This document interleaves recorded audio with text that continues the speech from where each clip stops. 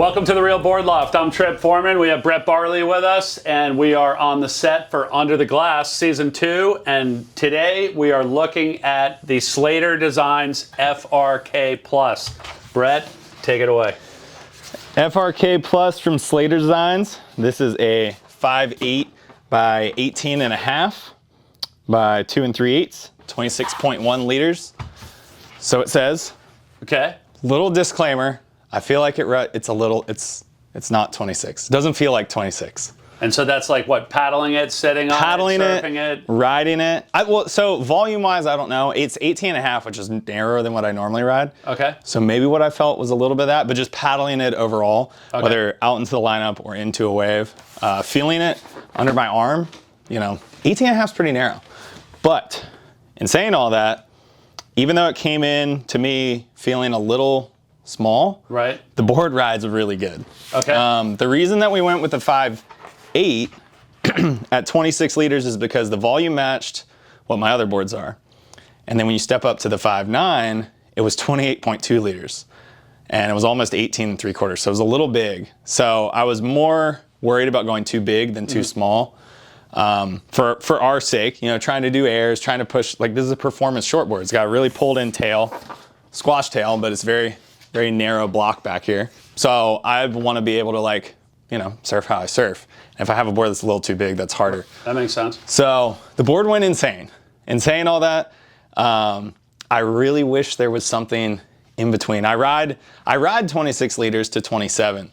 And like I said, with it feeling small, that was kind of my biggest hang up.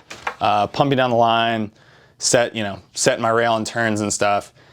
It worked great when the waves were set up for it. Right. I don't know what it is. I would love to hear kind of the breakdown as far as like what makes this board what it is, because I had some wild feelings on it doing airs and stuff, coming down in waves where I was just like, oh, I'm not going to ride it out of it, and then like riding out, or at least riding part way out. Yeah.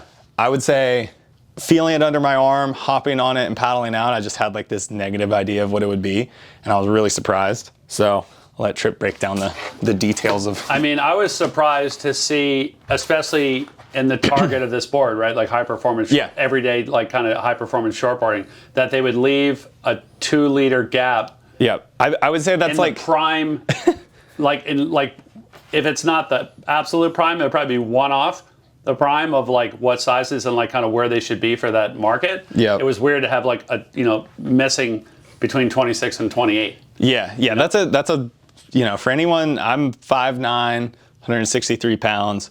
For anyone that rides that range of 26 to 27 liters, I feel like we're missing what we need. Yeah, I mean, so, maybe if they introduce like a 5.8.5, like just stick it in the middle. Or if it was just a little wider, but obviously like there's a reason for the there's width a reason and whatever it's for the working. length. And that's what, like when you kept and this is being totally open book because it always is every time you kept coming back and saying it's too small or it's way smaller. Trip just roasted me every single time. I'd be like, well, it really seems to be working.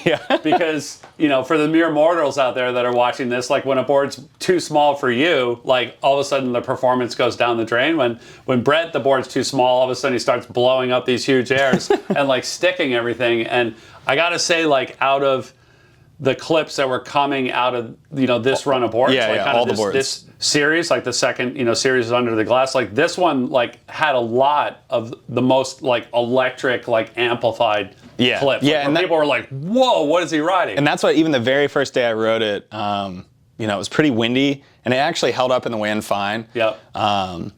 But people were like just genuinely curious as to what I was riding because it just like you could tell that it was a little bit different. That, like you said, there was like a little bit of a spark there. The way that it feels, I was super blown away. I really did like it. It was just work having to know that like, okay, I kind of had to baby things and like find the right waves for it. It's not the kind of board where I could just like muscle it through a section or make it work in an unideal situation. It needed like that nice setup. But when I had it, like you said, like it was going well. Every time I would text Trip and I'd be like, oh, it's too small. And he would just give me such a hard time. And I was like, I'm telling you, man, I know what it feels like, what 26 liters feels like to me. Yeah. And or like what my typical shortboard is, and it definitely came in under that size-wise. Are you Feeling-wise. saying like the difficulty, whether it be like muscling it through the section or having to be like the right way for it, was that a performance thing of the board or like a design flaw of the board, or was that just like because just it fell size. into that size gap? Yeah, no, it's not the board at all. I didn't get a lot of opportunities to really put it on rail. And I felt like for me, that was maybe its like weak point was like a drawn out turn. I don't know if it's the board or whether it was the size. Right. You know, because when you start getting on too narrow of a board for your weight, or especially too narrow, it's like hard to draw that curve out. And so where it excelled was really on the top to bottom surfing, right. Like straight off the bottom, off the top, like real kind of skateboardy feeling. Mm-hmm. In the air specifically, you know, I didn't ride it a lot. I'm gonna be honest. I didn't ride it a ton because of the size, but I'm pretty sure every single time I rode it, we got clips. And the last time I rode it, we got some of the best clips. Yeah. And yeah, I would love to try this in like a little bit bigger size, But a not little a bit full more bigger volume. size. No, but not a 5.9. size. So to just like continue being clear, like after riding this and being like, okay, it's too small. Maybe I should have got the 5.9. I came into the shop. I was just in the loft outside here, feeling up the 5.9. I'm like, no, this does feel big. So I feel like there's a little bit of a range missing. If you fit in either of those ranges, this board is really sick. I feel like typically when you have a high performance board like this, you know, you got a little bit more pinched rails, it's narrower and whatnot. You have to really be on your A game. And like I said, you do, but I've never really had a board that was kind of this bladey, that was this forgiving. I mean, there was like a couple times where like I felt like I just completely botched my approach or botched coming down from air and my landing and everything, and I would like land and then somehow like ride out. It was very, very confusing. I don't know what made it feel that way or what makes it do that. I am not your tech guy, but yeah, it's a super interesting board, and it is a good board. I can tell you it's a good board. It's just a little small for me. Fin-wise, like I know this year you've been playing around with fins a lot and like kind of really dialing in fins with each of the boards. Like what did you find was the go-to on this board? So I have the medium Johns in here. I did actually try putting in some larges. I forget what they were. I tried putting in some larges and I tried putting in some fins with a little more rake. And I enjoyed the John fins more than both those other ones. It's funny because like I was saying it, because it was small, it felt like I needed something like with a little more base or a little more tip to like grab the wave more. But then it almost felt stiff. It felt like it was, those fins were going against what the board was designed for. That was the larger fin or the rake fin? Yeah, both. Okay. Both. Okay. And so I ended up going back to the John fins, and it felt good again. So it was like the first session I used these, I think I had 1 or 2 sessions where I switched them up and I didn't really love the way it felt, and I went back to these and it felt better again. So yeah, What about the go-to. construction? Like obviously this is not like, you know, when most people think about like performance shortboards, they think about PU poly. And so this is Slater and Firewire's Ibolic construction, which is like a EPS epoxy.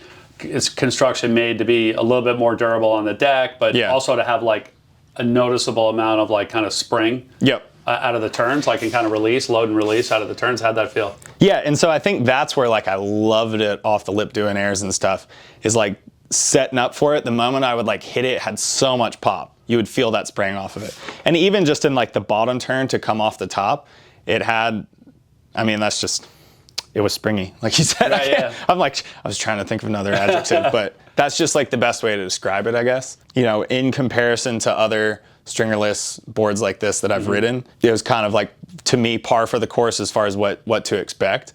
It gave me those same feelings and the same reliability and the same durability. So, what about like wave range? Like, what's the smallest stuff that you rode it in that you liked it? So because it's so narrow, again, 5'8", 18 and a half, once it got like under chest high or even at chest high, for me in my weight and size, I didn't have enough drive. Okay. It felt slow. Again, you're talking about like a pretty narrow tail back here. Yep. So when you start getting on like a little more gutless wave, weaker wave, that's not going to help. And then I caught, like some overhead waves on it and it felt fine. So I would say in the like 4 to 7, 8 foot range. Okay. Faces, East Coast here. Yeah. Sit in Hawaii. So that's like the range that I liked it the most. Yeah. There was like a couple days I rode it where it was like this big thing, but it was punchy, thinking that it would still be all right, and it didn't have enough drive off the bottom. Go. So to me, I would say it needs at least like a stomach to chest high wave with some juice, or chest high wave with juice up to a little overhead. Your typical shortboard range, like any of my standard high performance shortboards, I'm not riding when it's like this big. Right. That's the point. You're going to go to like a step down shortboard yeah, or a groveler or something. That's the point of it being narrower, for a better shaped wave and stuff like that, more power. So. And what about the accessibility? Like what range a surfer ability-wise can get into this thing and like it?